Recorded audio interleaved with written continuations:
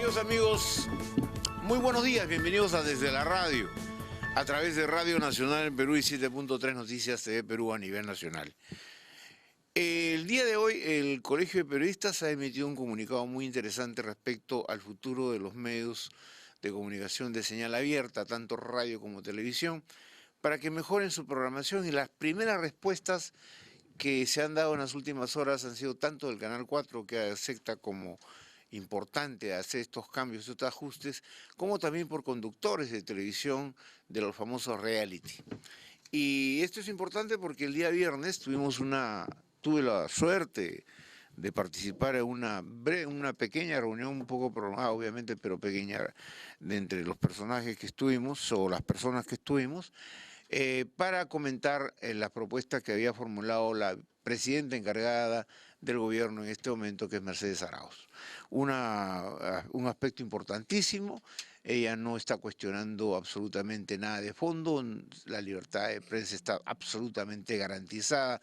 Ella misma nos señalaba que la democracia es parte de su prédica, por lo tanto, aquellos que de alguna u otra manera movieron el avispero, como que el gobierno quiere meter las manos en los medios, eso no es correcto. Yo he participado, he sido testigo clave, he opinado en esta reunión, de tal suerte que puedo garantizar y dar fe que la presidenta encargada del gobierno en este momento, Mercedes Arauz, ha actuado con un criterio democrático, de amplitud democrática, para que finalmente los medios de comunicación, que a veces desbordan su programación en horarios que son de protección al menor, tengan un afinamiento de acuerdo no solo a la autorregulación, que es lo importante, y no a regulaciones que vengan directamente del Estado. El Estado, en opinión de la doctora Mercedes Arauz, no tiene nada de interés particular de querer controlar medios. De ninguna manera eso no ha sido ni el propósito ni la idea. Bien, queridos amigos, vamos a entrevistar a una personalidad importante del derecho, pero antes yo quisiera decir, hoy se están recordando 24 años de la captura del mayor criminal, genocida, terrorista que ha conocido la historia política y republicana del Perú, es decir, de Abimael Guzmán Reynoso. Esos hechos de sangre, esos hechos fratricidas que intestinamente desarrolló Sendero Luminoso para poder querer o pretender apoderarse del poder a costa de miles y miles de víctimas y de destrucción material en todo el país, no debe repetirse jamás en la historia de nuestro país. Quienes fuimos víctimas directas del terrorismo podemos dar fe de que estas cosas sencillamente han lesionado parte de nuestra historia, pero fundamentalmente han hecho perder vidas valiosas y grandes recursos importantes a nuestro país. Por lo tanto, esta fecha nos debe recordar a todos los peruanos, y a los más jóvenes inclusive, a no dejarse manipular ni engañar por aquellos que traen algún tipo de ideología violentista que pretende apoderarse del poder.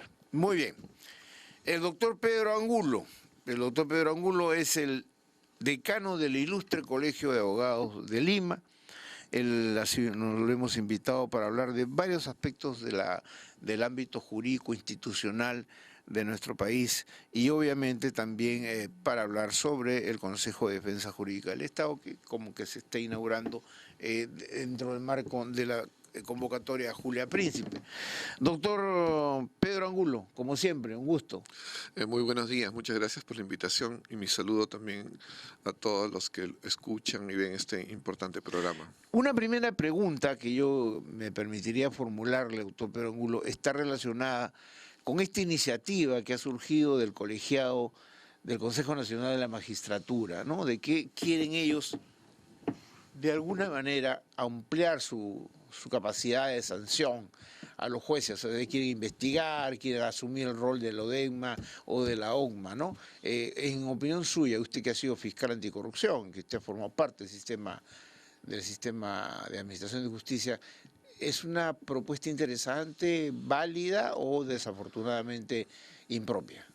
Bueno, en principio creo que es un tema difícil, no es un tema fácil de tratar, Yo estoy absolutamente seguro que probablemente la intención es buena, ¿no? Pero lo cierto es que en todos los organismos del Estado siempre hay un control interno, tanto como puede haber un control Ujú, externo. Y esto correcto. se justifica por diversas razones. Considero que la iniciativa, ¿no?, motiva una discusión que es importante, porque se ve que han habido errores tanto en el control interno como en el control externo. Y si esto nos va a llevar a una mejora del sistema de control, está bien, ¿no? O sea, por un lado, se sabe que a veces en las instituciones hay un espíritu de cuerpo Ujú. y el Poder Judicial no es extraño a eso. Se sabe que tiene que haber un control externo y ese control está llevado solamente al caso de los supremos. Y en ambos hay siempre algunos temas que son errores o quizá demoras, ¿no?, que uno no se explica por qué se dan. Entonces, creo que la discusión a propósito de la necesidad de revisar ambas formas de control está bien. Considero en lo personal que es un poco difícil pensar que las instituciones van a renunciar a su control interno, porque siempre lo deben de tener. Ujú. Y eso tanto en lo económico como en la conducta funcional de sus integrantes, a dos niveles, ¿no? Los que son personal administrativo y de apoyo, y los que son funcionarios públicos de alto nivel, en su caso jueces y fiscales para ambas Correcto. instituciones. Entonces, yo lo veo complicado. Uno de los motivos es porque para corregir los actos de función hay que conocer al dedillo la función. La pregunta es quiénes están en mejor conocimiento de la función. Evidentemente los que están adentro, los que siempre hacen esa función. Saben si es verdad que hay un error, si es una negligencia, si de repente hay un interés ya bajo por una prebenda, etcétera. Entonces, son los que están más empoderados. Desde Obvio. fuera siempre es un poco más complicado. Doctor Pedro Angulo, las instituciones, por lo general, en instituciones son, digamos, las del orden público, instituciones del Estado, hacen regularmente, como usted acaba de mencionar, sus evaluaciones. Y en el marco de la política última, reciente, muchos ciudadanos nos hemos percatado que después de la traumática experiencia del Congreso anterior y el anterior, en esta oportunidad, más allá de la mayoría fujimorista, más allá de todo eso, los legisladores han visto la necesidad de prepararse mejor. Esta es la impresión que tenemos casi, incluso las encuestas dicen que el Congreso en este momento tendría hasta creo que 30 y tanto % de aprobación, cosa que hasta hace poco no. Si esta es digamos, la tónica, si esta es la mecánica o la forma como debería de...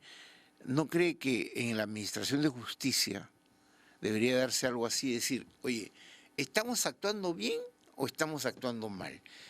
Más allá de sala plena, de todo lo que sea. Es decir, oye, estamos administrando la justicia a nombre del pueblo, que no sea onerosa, que no sea tardía, que no sea, digamos, impropia, porque a veces vemos resoluciones judiciales que se contrastan una con otra y uno dice, a por el delito más grave le pones 8 años y a este no, por delitos menores casi lo mismo. Entonces hay esas incongruencias. ¿Considera usted que también en el sistema de administración de justicia se deben hacer revisiones más profundas para entrar en una suerte de reforma o revolución, si se quiere? Definitivamente, ¿no? Creo que todas las instituciones y sobre todo las que aparecen en las encuestas como discutidas, que no tienen reconocimiento, que sufren de cierta deslegitimación por estar mal en la encuesta, Ya. definitivamente si no hay un momento en el cual detienen las cosas y con los organismos internos que deberían de ser y de repente también con los externos y con apoyo del Estado en los temas de presupuesto que siempre son Claro, claro, sí. delicados, Ajá. hacen un detenimiento y empiezan a discutir cómo arreglarse mejor, cómo trabajar mejor, es algo que tienen que hacer. Si no lo hacen, entonces siempre van a estar en la encuesta de repente con algunos reconocimientos, pero con muchos errores, Y con muy muchos rezagados, problemas. ¿no? Claro, Ahora, usted que ha tenido la experiencia de ser fiscal anticorrupción, el Ministerio Público, como está ahora, al mando de un fiscal supremo que yo conozco y reconozco que es de altas capacidades, como es Pablo Sánchez. Sin embargo, el sistema podría estar haciendo algún tipo de crisis interna, no por no sé, por falta de tal vez de mayor fiscalización en los magistrados de ese Ministerio Público. ¿Usted cree que por ese lado habría que hacer algún ajuste o no? Yo pienso que en todas las instituciones siempre hay que dar algunas miradas, ¿no? Efectivamente, Pablo Sánchez es un fiscal incuestionable Ajá. y está realizando una labor dura porque las herencias no han sido de las mejores, lamentablemente. Obvio, Nosotros claro. sabemos de que han habido momentos en los cuales se invirtió el dinero del Ministerio Público, por ejemplo, en construir oficinas, ¿no? Grupos de oficinas en algunos lugares, por ejemplo en Tacna, y en otros también, que después se revelaron que habían déficit, problemas y no se han seguido construyendo y están ahí. Ahí hay temas que la Contraloría en su momento debió entrar, pero bueno, no entró. Eso es parte de los vacíos, ¿no? Ujú. Que se debieron, cosas que se debieron hacer y no se hicieron. Entonces, problemas hay en todas las instituciones. Definitivamente siempre es bueno, ¿no? Ponerse a discutir, ver de qué modo se puede trabajar mejor. Uno de los temas es presupuesto, y lo han dicho las cabezas tanto del Poder Judicial como del Ministerio Público.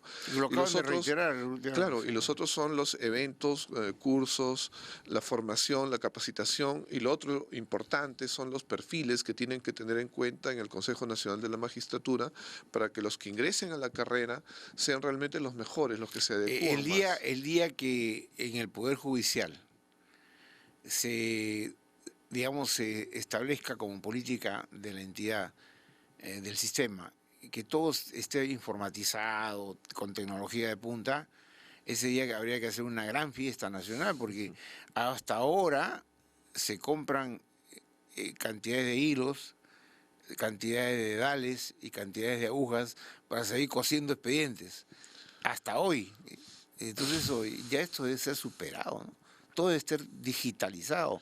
Y poco a poco se está empezando, ¿no? Ya con las notificaciones electrónicas, hay algunos ámbitos en los que ya hay expedientes Pero debería ser electrónicos. más acelerado esto, ¿no? Estos cambios. Y yo creo que el tema es presupuesto, ¿no? Es dinero. Sí. Bueno, doctor, el Estado, por lo general, siempre pierde los casos en los que se involucra, ¿no? O sea, hay casos de decisiones que tienen que tomar en entidades arbitrales, o el Estado va hasta la Comisión Interamericana de Derechos Humanos, y en cualquier otro ámbito. Y siempre dicen, el Estado siempre termina perdiendo, el Estado peruano. Pero para eso se ha fortalecido ahora el Consejo de Defensa Jurídica del Estado a cargo de Julia Príncipe. ¿Usted cree que debe ser lo suficientemente independiente el Ejecutivo para que pueda actuar mejor este Consejo? Yo pienso que la independencia es importante, ¿no? Habrá que ver con las propuestas, tengo entendido que hay 4 distintas en el En el Congreso, Congreso, sí. entonces habrá que examinar cuál se adecúa más a nuestra realidad. Vamos de una realidad en que le hemos llevado de un modo en que los procuradores pertenecían a instituciones diferentes y de algún modo tenían que obedecer al margen de sus nombramientos a esas instituciones y a veces a las cabezas, O lo sea, cual las cabezas políticas. claro, lo cual se ha desnaturalizado en algunos momentos, por ejemplo en las municipalidades, ¿no? El procurador es controlado por quien lo coloca y le quita la confianza y lo saca. Ya. Entonces la pregunta es qué actividad independiente podría ser. Nosotros hemos visto estamos empezando también a recibir información Sí. acerca de una manipulación que también se ha dado en algún momento, ¿no? Y nosotros creo que lo hemos visto, Ajá. cómo se atacó a personas concretas y los procuradores más bien sirvieron para atacarlos, ¿no? Por ejemplo, a periodistas Ajá. por haber hecho una investigación que tenía que ver Se con... procesó. Exacto, ¿no? Y que creo que ahora ha sido ya dejada de lado. En ese sentido, lamentablemente se han dado algunas manipulaciones que motivan a repensar la institución y el servicio que presta, ¿no? Creo que es bueno que tenga una cuota de independencia, pero ya el rediseño se tiene que pensar bien para no errar. O sea, cuando usted habla del rediseño, es decir, fijar una política pública para que los procuradores se sientan independientes o sean independientes y autónomos en sus decisiones. Para que sepan que son independientes, ¿no? Porque eso es lo principal. Si son independientes, ellos van a actuar con independencia. No creo que una persona, a pesar de que no sea independiente porque la han colocado, porque le están dando en la oreja, Va a tener una gratitud eterna. Claro. También, ¿no? Porque a veces ocurre eso. No. Sin que lo pidan, ciertos funcionarios creen que porque ya están cerca del poder, entonces el poder les va a dar respuesta a todo, y no es así. Y el otro extremo es que hay personas que estuvieron, por ejemplo, me acuerdo del Ministerio de Defensa, ¿no? Tenían que hacer una denuncia contra los periodistas que habían investigado un tema simplemente por una orden de arriba, entre comillas. Claro, una orden política. Y no había una explicación, el procurador hablaba, no se expresaba bien, les pedían una explicación. O sea, no el sustento jurídico no existía, era casi nulo, no existía. Claro, no existía. Entonces, esas acciones arbitrarias, caprichosas, de porque viene una orden de arriba, eso es lo que se tiene que eliminar. Ahora, ¿se va a requerir algún tipo de reforma constitucional en el caso que el Consejo de Defensa Jurídica del Estado sea declarado absolutamente autónomo en sus decisiones? Hay una idea, ¿no?, de que efectivamente se forme un organismo diferente y de nivel nacional, regido por un procurador nacional, que sería el jefe de todos los procuradores, como existe en otros países. ¿Nombrado por el Ejecutivo o nombrado por el Congreso? Se tendría que ver la forma del nombramiento. Porque ¿no? si es por el Ejecutivo siempre va ese cordón umbilical, pues de agradecerla. Claro. Pero si, por ejemplo, reciben la autonomía a través de una designación o una juramentación que incluso les garantice el tiempo-espacio histórico de ejercicio. Claro. ¿No es cierto? Es decir, 7 años y no lo pueden mover así nomás tan fácil. Exacto. Se tiene que ver cuál sea la mejor forma. En estos momentos existe en el Poder Ejecutivo la mejor intención de hacer realmente un organismo independiente y que probablemente la idea no sea que lo designe el Ejecutivo. Ahora, usted como decano del Ilustre Colegio de Abogados de Lima, que reúne, como me dijo la autoridad, más de 40.000 abogados, ¿no? Más o menos ahora debemos de ser unos 55.000 los activos. ¿En Lima? Sí. En Lima, bien. Usted ha leído seguramente y lo ha escuchado al presidente del Consejo de Ministros hablar de una serie de solicitudes para tener capacidad legislativa en los próximos meses. De las que usted ha analizado jurídicamente, ¿corresponden a esa necesidad? En principio, sí. Yo creo en la buena intención del Poder Ejecutivo y también hemos visto la buena intención y el buen actuar del Poder Legislativo. Me parece que un índice es el nombramiento del Defensor del Pueblo, que se ha hecho muy rápidamente después de 5 años de atraso del anterior Congreso.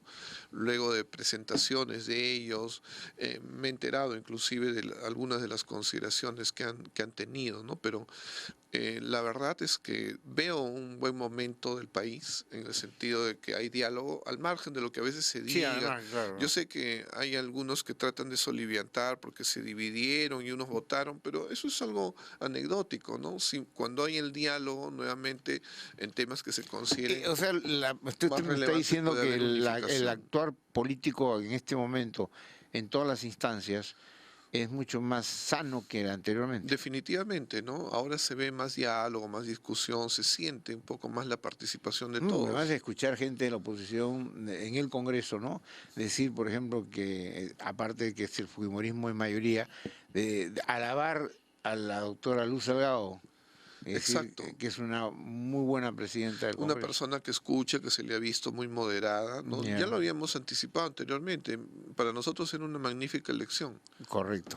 Ahora, pero el país, a pesar de todo eso, mi querido doctor, y usted lo sabe porque lo hemos conversado, todavía tiene situaciones muy frágiles en la institucionalidad. Y en la inseguridad de la calle, el tema de seguridad ciudadana, claro, que es uno de los puntos, es fundamental. La seguridad, digamos, que la inseguridad que soportan y viven los ciudadanos también está por el lado de la estructura misma del Estado, el tema de la inseguridad por problemas institucionales. Claro. Ese es el tema Y ahí yo también. creo que todos nos tenemos que comprometer. Antes usted me decía Sí. precisamente que en el Congreso ellos se quieren preparar. Justo en el Colegio de Abogados de Lima se ofreció un curso de gestión y manejo parlamentario, Ajá. derecho parlamentario. Ahí asistieron 3 congresistas. El otro día se ha develado ya una placa de recuerdo porque se ha sentido muy bien. Uno de los profesores era el doctor Chevasco, que Que hoy día... actualmente es un oficial mayor. Exacto, y que Ha es sido una persona reincorporado. que conoce muchísimo derecho parlamentario, entre otros profesores. Ya anunciamos precisamente la dación de un segundo curso, porque sabemos que hay muchos parlamentarios que están inaugurándose en una experiencia nueva, importante. Entonces, mientras haya buena intención, mientras todos tratemos de participar, reforzar, nos va a ir, yo creo, mejor. Aparte, queridos amigos, de lo que acaba de decir el doctor Pedro Angulo, de que se necesita políticos, por lo menos que estén con conocimiento, Exacto. ¿no? de cómo es el sistema. Yo también me permitiría sugerir a este colegio de abogados al que tanto aprecio, porque en varias oportunidades he usado su auditorio para dar una que otra charla, entonces me siento casi identificado con ustedes sin ser abogado. Me permitiría decir, así como lo hace usted con los políticos, hagan también con los periodistas, pues, porque los periodistas a veces no conocemos mucho del sistema jurídico nacional, ¿ah? Andamos metiendo la pata muchas veces. A veces, A veces cuando se informa, usted está seguramente de acuerdo. Yo he Sí. leído a veces argumentos de periodistas reconocidos, pero que obviamente ahí hay una falla de conocimientos de lo que es la parte constitucional y jurídica. Entonces de repente necesitamos también la capacitación, los periodistas. En algunos temas jurídicos para entender, y nosotros lo entendemos, por ejemplo, un delito de peculado para cualquiera que no es abogado no es muy claro. Cuando decimos que se trata del hurto que comete el funcionario servidor público del dinero que el Estado que manejaba, entonces ahí lo entendemos. Claro. Una persona que maneja dinero en el Banco de la Nación comete peculado. Otra persona que maneja en el mismo sentido dinero, pero en otro banco, comete hurto. Claro. Entonces son Y a delitos veces, muchas veces se calificados. confunde esos términos con una suerte de defraudación, ¿no? Exacto. Otras veces también en algunos temas se pide una prisión cuando en realidad el hecho no amerita una prisión. No todos los delitos tienen que necesariamente ameritar presión. Claro, no. Y eso significa que se presiona ya al Poder Judicial, al juez o al fiscal, y que no es debido, no hay un nivel de comprensión todavía. Ahora, el Estado evidentemente es muy grande, el Estado peruano, y eso ya se ha reconocido, se ha dicho que requerimos una reforma del Estado lo antes posible. ¿Cómo? Refundando el Estado, cambiando las leyes orgánicas para hacerlas mucho más prácticas, muchas más que la sociedad la pueda entender mejor. ¿Qué se requeriría, doctor, en el punto de vista legal y jurídico, que el Estado entre en una reforma profunda o no? Yo pienso que son estrategias que podrían ir en paralelo. A mí me pareció muy bien que en el pasado legislativo una de las cosas buenas que se hizo por un congresista fue preocuparse de qué leyes estaban repitiéndose, que ya no tenían funcionamiento y empezar a eliminar leyes. Y se eliminaron creo como 200 leyes.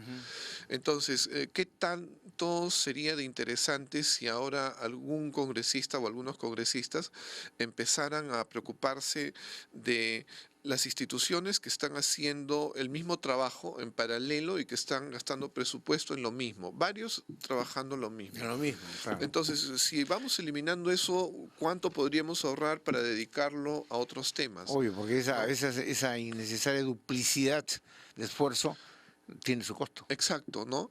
Entonces, creo que si nos preocupáramos por eso, ahí estaríamos haciendo una revolución, porque de pronto empezamos a concentrar a las instituciones en aquello que deben de realizar y que no pierdan esfuerzo. Ahora, en el fondo, el presidente de la República tiene razón, ¿no? Cuando ya plantea una revolución social. Sí, que abarca todo esto, pues. porque hay un tema, hay varios temas que han quedado en el tiempo, ¿no? Uno de los temas es la inclusión. Yo no creo que pueda haber desarrollo si hay grandes ámbitos de personas que todavía no reciben un nivel de educación que realmente les sirva, ¿no? Cierto. Igual, si no, si terminan ya la etapa de educación, un nivel de capacitación, por lo menos en ciertos oficios, o sea, darles luces y aliento. Digamos, ahora en los lugares donde existe más el tema del narcotráfico o también la criminalidad organizada que se manifiesta con el sicariato. Allí hay que darle, digamos, la atención que se le pueda prestar al Callao, es muy importante, tanto como Más lo que se allá puede de hacer en prorrogar Trujillo. emergencias. Exacto. Políticas públicas direccionadas, digamos, en educación, ¿no es cierto? Porque es Claro, porque importante. si nosotros recordamos, la delincuencia organizada empezó en Trujillo, el sicariato empezó en Y se Trujillo, extendió y rápidamente. nosotros sabemos que hay trujillanos pertenecientes de las bandas que huyeron en todas partes del Perú. Ahora, queridos amigos, dialogar con Pedro Angulo, no solo porque tiene una vasta experiencia, implica que usted, ciudadano, entienda que hay personas como él, profesionales como él, que de alguna u otra manera en esta participación de eventos, de entrevistas y contribuyen mucho a que el ciudadano que elige, esté bien informado. Porque ayer se recordaba nuevamente que ciudadano bien informado es difícilmente engañado. Entonces, las sociedades funcionan mejor, Ujú. ¿no? Cuando el ciudadano está bien preparado, bien capacitado y sabe cuáles son sus derechos y cuáles son sus deberes, pero lo más importante, sus derechos fundamentales. Doctor Pedro Angulo, eh, ahora con estos cambios que se están observando en política, como el Consejo de Defensa Jurídica del Estado, alguna iniciativa que le he escuchado en el Congreso al propio fiscal de la Nación, de pedir, ¿no? De pronto el propio presidente de la Corte Suprema, Ticona, hace algunas anuncios. Estamos entonces, diríamos usted como profesional, estamos bien, estamos caminando bien, estamos por la vereda correcta, no estamos caminando torcidos.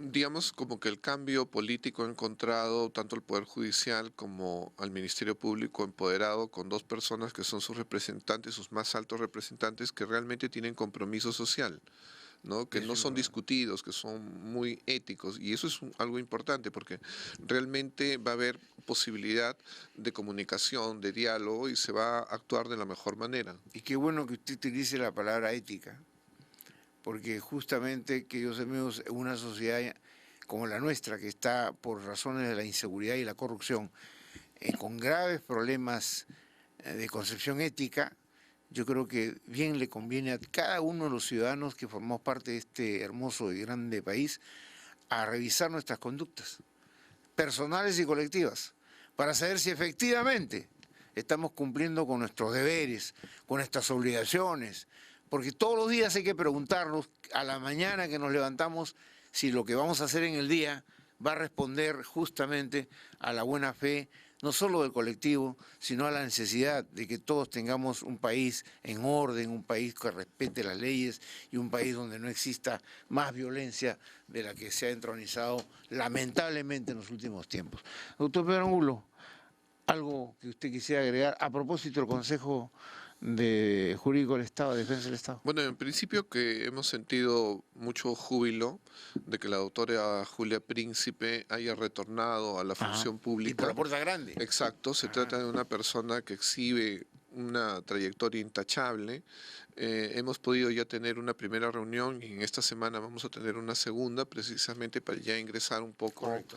a conocer qué es lo que nos Muy viene bien. como trabajo. Queridos amigos, tenemos que despedirnos. Lamentablemente el tiempo en este programa es bastante corto, pero por cierto, de alguna manera la presencia de tan distinguidos invitados nos ayudan a entender mejor la problemática social, económica y política de nuestro país.